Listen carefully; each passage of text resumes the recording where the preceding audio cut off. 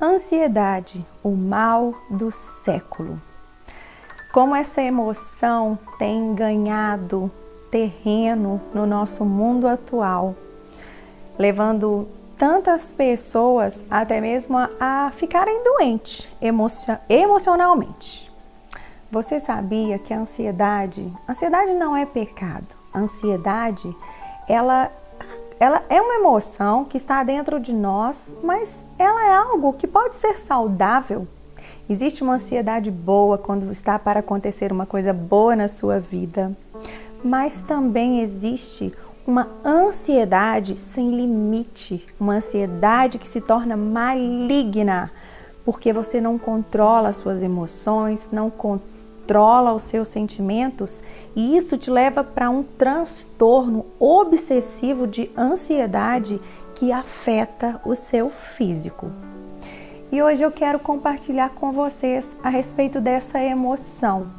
Infelizmente, quando as pessoas falam: "Ah, mas isso é do mundo. Ah, mas você é do mundo", nós ficamos tão confusos, não é verdade? Poxa, mas o que é do mundo? O que é de Deus? Mundo é tudo aquilo que não anda embaixo dos mandamentos de Deus. Tudo que está no mundo, que não obedece aquilo que está no coração de Deus, o seu caráter, a tua vontade, são as coisas mundanas.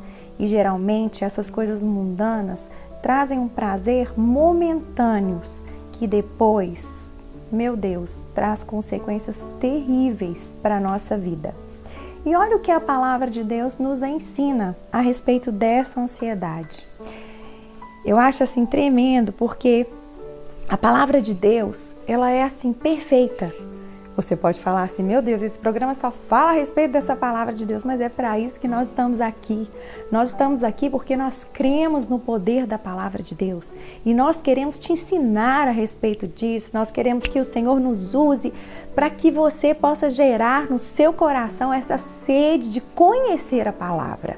Eu não posso conhecer a palavra por você, mas eu posso ser usada por Deus para que você tenha essa sede de conhecer a palavra de Deus, porque a palavra de Deus, ela é o próprio Deus. Quando Paulo, o apóstolo Paulo, aquele homem que foi poderosamente usado por Deus, escreveu para as pessoas, os cristãos ali da cidade de Filipos, para os filipenses, o Paulo, ele fala assim: "Olha, alegrai-vos no Senhor". A carta de Filipenses, a todo tempo, Paulo fala para aquele povo se alegrar. E você sabia que uma pessoa ansiosa, aquela ansiedade como se você perdesse o controle da situação, até porque nós nunca vamos conseguir ter o controle da situação. Por isso que Paulo fala: alegre-se em todo o tempo. Para que nós possamos, quando vier alguma coisa no nosso coração, algum tipo de emoção que nos leve a ficar inquietos, nos leve a ficar ansiosos, Paulo nos ensina a sermos moderados e a colocarmos diante de Deus aquilo que nós ansiamos. Porque depois que nós colocamos diante de Deus aquilo que nós ansiamos, Paulo fala assim: olha, o Senhor está perto. O Senhor está bem perto de você.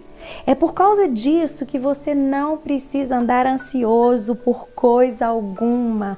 Pelo contrário, chega diante de Deus, coloque a sua ansiedade diante dele e pode começar a agradecer.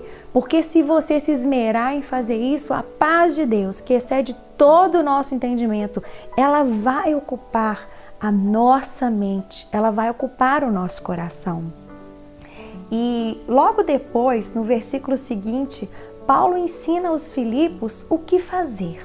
Ele fala assim: olha, finalmente, meus irmãos, tudo aquilo que é verdadeiro, tudo aquilo que é respeitável, tudo aquilo que é justo, puro, tudo aquilo que é amável, de boa fama, que seja isso, que ocupe o seu pensamento. Certa vez o Senhor trouxe uma revelação ao meu coração, que essas palavras de pensar o que é puro, o que é verdadeiro, o que é amável, o que é justo, só existe um, o próprio Deus. Por isso, a todo tempo, nós precisamos ter na nossa mente, no nosso coração, a respeito da soberania, da grandeza de Deus, de quem Deus é. Porque quando essa emoção que se chama ansiedade vier, você pode falar assim: o meu Deus é fiel, o meu Deus vai me livrar dessa situação, o meu Deus cura, o meu Deus salva, o meu Deus transforma. Você precisa entender que a ansiedade, ela não vem do nosso espírito, o nosso espírito que nos leva a ter comunhão com o Espírito Santo de Deus. Somos um espírito, habitamos num corpo e possuímos uma alma. A ansiedade, ela vem da nossa alma, da nossa imperfeição, da nossa necessidade de segurança, de não ter o Senhor como Pai, de não ter o Senhor como Senhor mesmo da nossa vida. Davi, eu sempre lembro essa palavra, ele dava ordens para a alma dele. Ele dizia: aquieta-te, alma, porque eu esperarei no Senhor. Eu ainda o louvarei todos os dias da nossa vida. E eu quero mesmo te convidar a, prostra mesmo diante do Senhor. Se isso é algo que é assim, que é problema na sua vida, uma emoção que você não consegue lidar com ela, algo que te atrapalha, que gera dor no seu estômago, que te leva a ter assim, a ansiedade, ela leva-nos a ter coisas reais no nosso físico. E é dessa maneira que nós precisamos buscar a cura aos pés do Senhor, mas também, como nós sempre estamos compartilhando com vocês, não se esqueça de procurar ajuda. Pessoas que podem ser uma bênção na sua vida, porque elas deram a vida delas para buscar aquilo que elas precisam saber para curar e ajudar pessoas. Hoje no Interview vamos ter mais uma bênção. O Dr. Ismael vai nos falar sobre ansiedade. Vamos lá ter um tempinho abençoado com o Peter?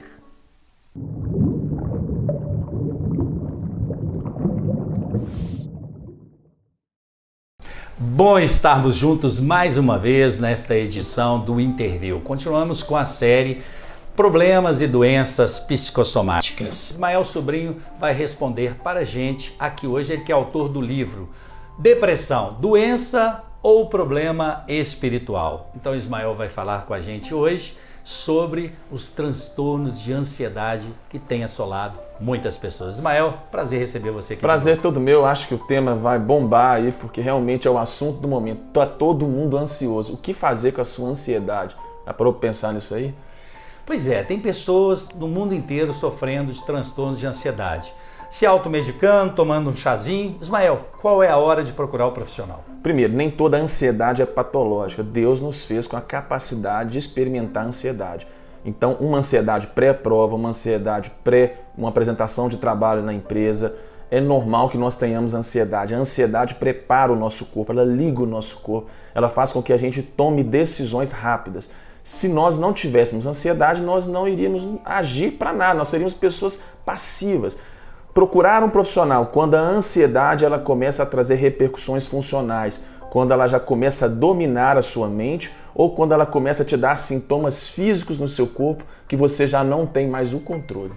Quais os sintomas que ligam o termômetro e falam: sua ansiedade está passando dos limites? Olha só, nós temos dois grupos de sintomas de ansiedade, os sintomas cognitivos, pensamentos, nós temos os sintomas físicos. Pensamentos é o seguinte: o paciente ansioso, ele fica sempre pensando muito nas coisas. Ele traz para hoje um sofrimento que ele nem sabe se ele vai viver amanhã. E normalmente esses pensamentos, Júlio, eles são pensamentos hiperdimensionados para pior. O ansioso, se tem 10 chances, 9 boas e uma ruim, ele calcula a vida dele pensando na estatística ruim.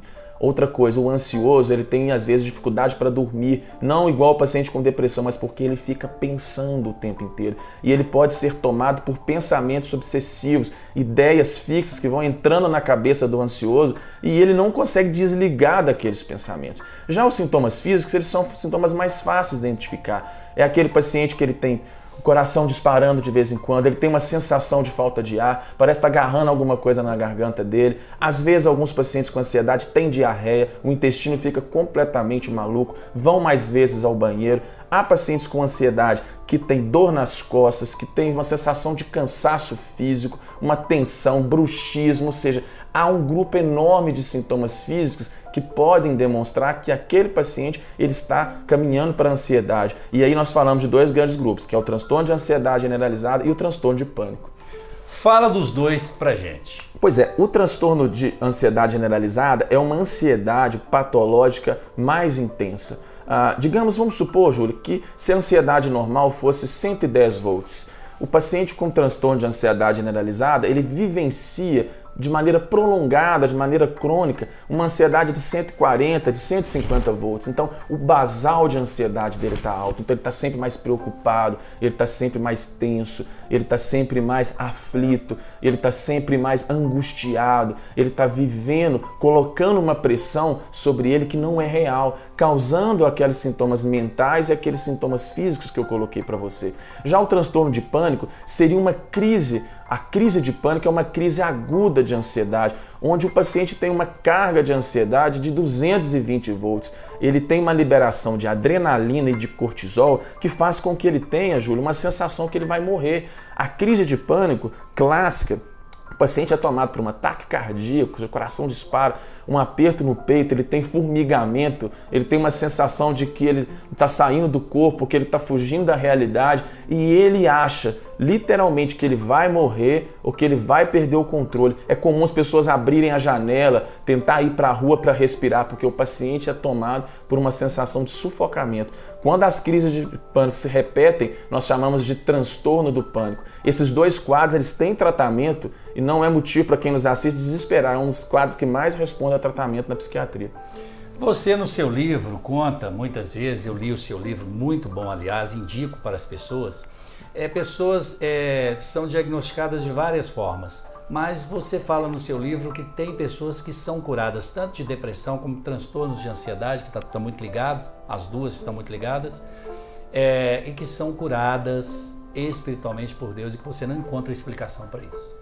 Sim, como nós temos uma dinâmica emocional, uma dinâmica física e uma dinâmica espiritual, nós não podemos negligenciar o papel da espiritualidade na cura e da transformação das pessoas. Então nós sabemos até, Júlio, não sou eu que estou dizendo, os estudos médicos mostram que as pessoas que têm uma espiritualidade, que elas têm uma fé, elas têm uma melhora dos seus sintomas clínicos, tanto os depressivos quanto ansiosos. Então isso não é uma questão apenas cristã, é uma questão hoje que já envolve a ciência. As pessoas que buscam, que têm práticas espirituais, elas melhoram mais rápido, elas têm uma recuperação funcional melhor. E não só a prática espiritual, exercícios físicos tanto ajudam no capítulo 1 que a gente falou sobre depressão como ansiedade. Os exercícios físicos, atividade física é um grande aliado para essas doenças. Sim, corpo, alma e espírito, novamente. Se você cuidar bem do seu corpo, você vai produzir substâncias no seu organismo que são benéficas à saúde. Pessoas que fazem exercício físico têm mais neurotransmissores bons no cérebro. Então você diminui normalmente substâncias inflamatórias no seu organismo, melhora a oxigenação cerebral e faz com que o seu cérebro trabalhe de uma maneira mais funcional. O exercício físico, Júlio, ele tem que ser encarado como um remédio. As pessoas não veem isso. É como se você estivesse tomando uma pílula todos os dias sem estar tomando a pílula. O exercício físico hoje na medicina, principalmente o aeróbico e bons hábitos de alimentação, eles são o fator independente que mais previnem doenças. Hoje nós estamos vivendo uma época que todo mundo está tenso, todo mundo sobrecarregado, nós não conseguimos às vezes diminuir os nossos focos de trabalho, mas nós podemos fazer atividade física e reduzir os riscos de saúde. Vocês veem que Davi dizia, né? Minha língua cola no céu da boca, faço-me nadar no meu leito. Ele teve ansiedade, ele teve depressão, ele teve tantas coisas. A gente cita Davi, o tipo de Jesus. E o próprio Jesus e outros personagens da Bíblia, nós vemos que passaram por problemas terríveis. Terminando aqui, Ismael, a Bíblia fala que quem pode suportar um homem com espírito abatido? É difícil. É difícil. E por isso que nós devemos buscar saúde física, mental e espiritual. Nós devemos ser pessoas amplas, integrais, onde nenhuma esfera da nossa vida esteja debaixo de uma atitude de descuido. Deus não nos fez para a gente viver uma vida incompleta. Beleza. Ismael, obrigado pela sua participação. Eu que agradeço. Eu acho que vai ser bem pertinente a gente abordar outros temas no futuro. Ok. Interview vai ficando por aqui. Um forte abraço. Deus abençoe a sua vida poderosamente. Procure um profissional para esses problemas que nós citamos. Procure sempre um profissional, ok? Até o próximo programa. Tchau, tchau.